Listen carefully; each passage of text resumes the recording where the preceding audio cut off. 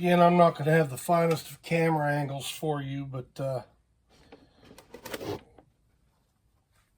probably end up fast forwarding through this portion anyway, as it's just me starting a bunch of bolts by hand. And I'm just tightening these down until they touch, not applying any amount of pressure whatsoever to them.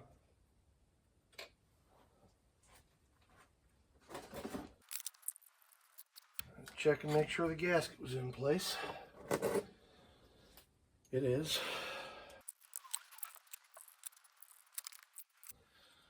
This is the important one. That's the one that was broken. Caused all this mess.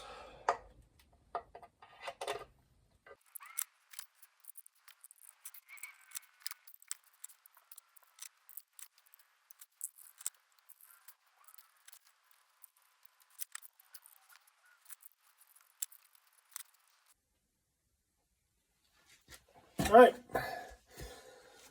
time to torque cams down and give the timing chain a spin, make sure everything lines up. Spec on these is 22 foot-pounds and then 40 additional degrees. We've got our Cornwell electronic torque wrench out here, and I don't know if you can see the backup wrench that's on the hex shape on the cam. We still have the cam locks in place. Don't know why you would need the wrench with the cam locks, but there it is, just so you don't twist the bolt off, I guess.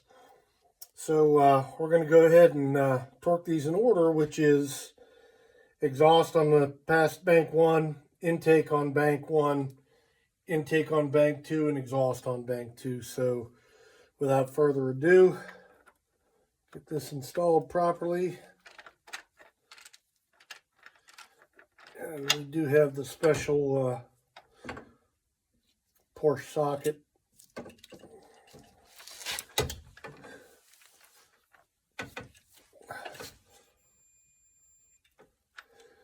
There's 22 foot-pounds already. I believe, let me just recheck that. Yep, that indeed is 22 foot-pounds. So now we're going to try to go to degrees. Next spec.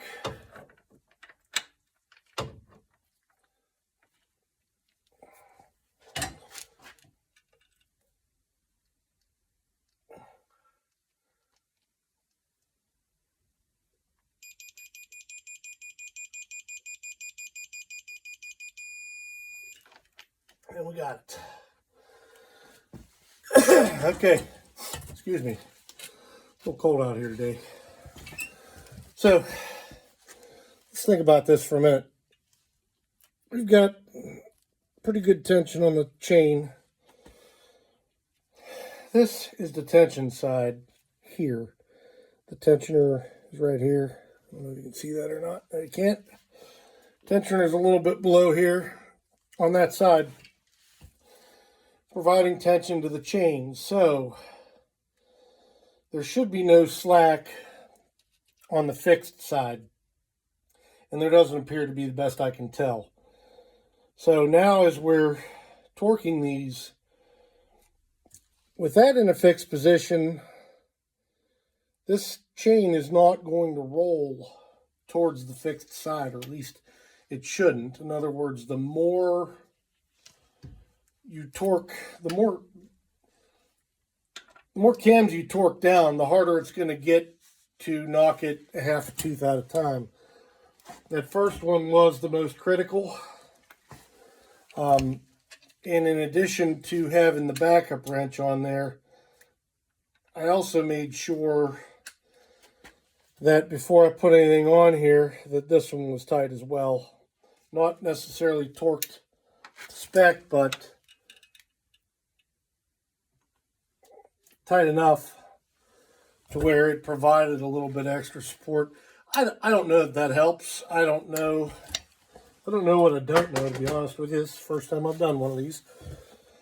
So we're going to go ahead and back the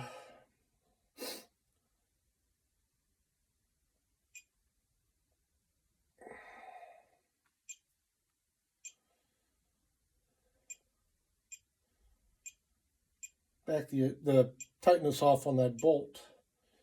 We're going to go back to our 22 foot-pound reading. We're going to move our backup wrench.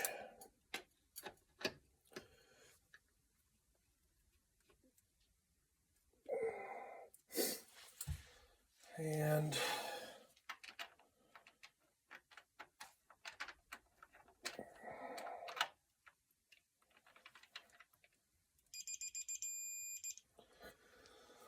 there was that, 22 foot-pounds. And now we go 40 degrees.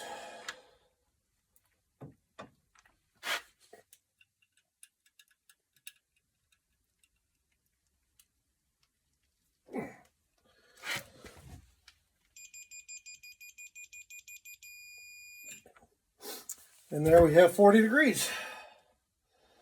So, bank 1 should be completely torqued down. And again, using that theory, the more we tighten these, the more stable the timing chain is going to become.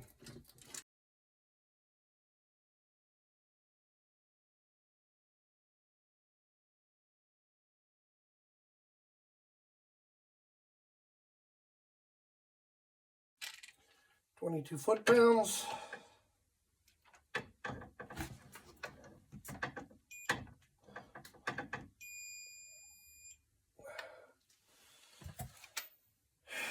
And 40 degrees.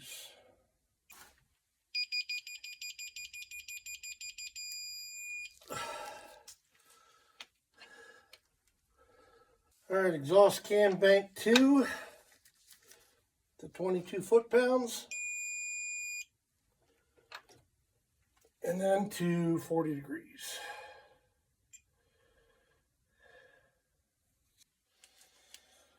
Well, that one may have been a little tighter than it had to be by a couple of degrees. These tools, not the greatest in the world. They're prone to slippage.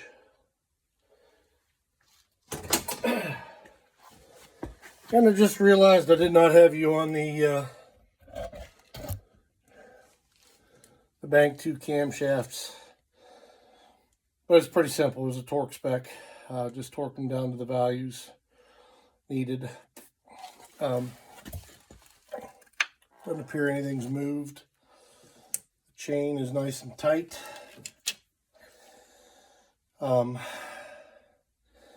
Next thing we have to do is find the excuse me, crankshaft bolt, thread it in, and give it 2 turns to make sure that everything lines up. So I'm going to put you on hold while we look for the bolt. All right, moment of truth. We're going to remove the cam holding fixtures. Can't seem to find my 6mm hex head, so we're just going to wing it with this one. All we're looking for here is any movement out of the camshafts. I don't expect to see any.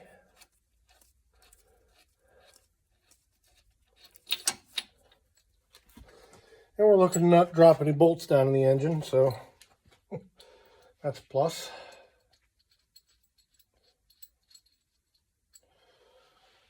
Set that aside.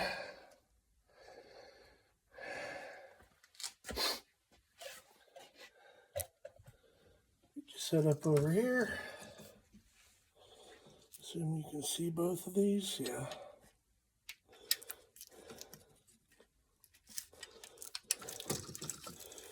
Well, those weren't quite as torqued down as I want them to be. Kind of makes me wonder if I forgot to go back and put the final torque on them. But they were tight, they held. That's their job. It's not great, but okay. I didn't see anything move out of those, so I'm going to drop you down. We're going to take a look at the crankshaft.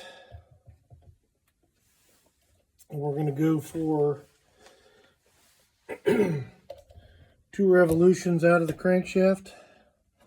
Try to put you somewhere where you can see the engine.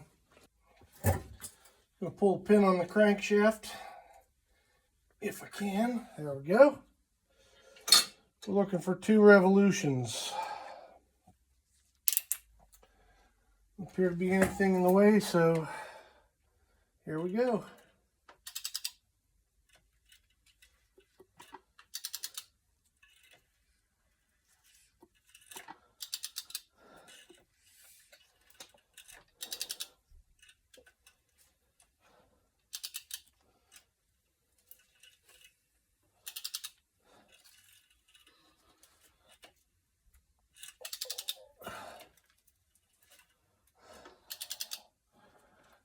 That is 1.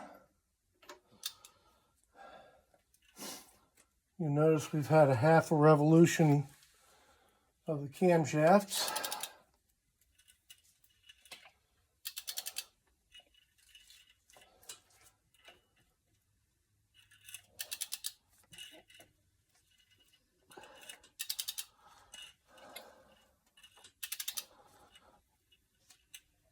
Okay. And we're pumping some oil and coolant out of the bottom.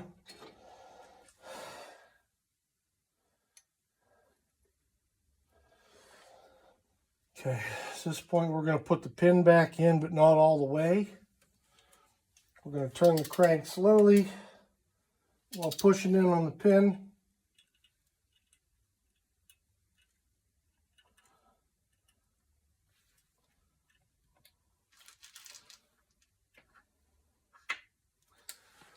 And the pin is in.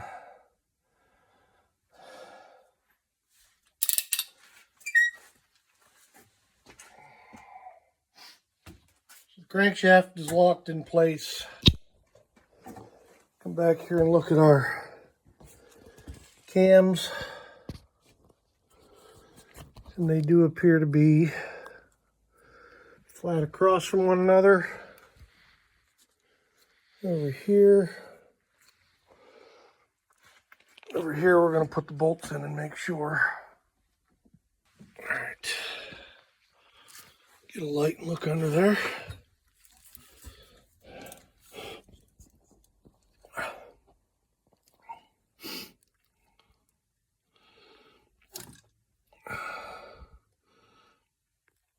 Seems pretty good. It's on the camshaft flats. Let's take this out. All good. Gonna call that good. The other thing I'm gonna do is put a little engine assembly lube on the top of the chain. Maybe give it 2 more rotations to get some lubrication across the new chain, across the pulleys, across the pads and such. I did put a little on there before I did that, but a little more probably will not hurt. Next step is going to be to go back and put the rocker covers on, and then we'll start reassembling some things. So I'll bring you back for that, but for now, thanks for watching.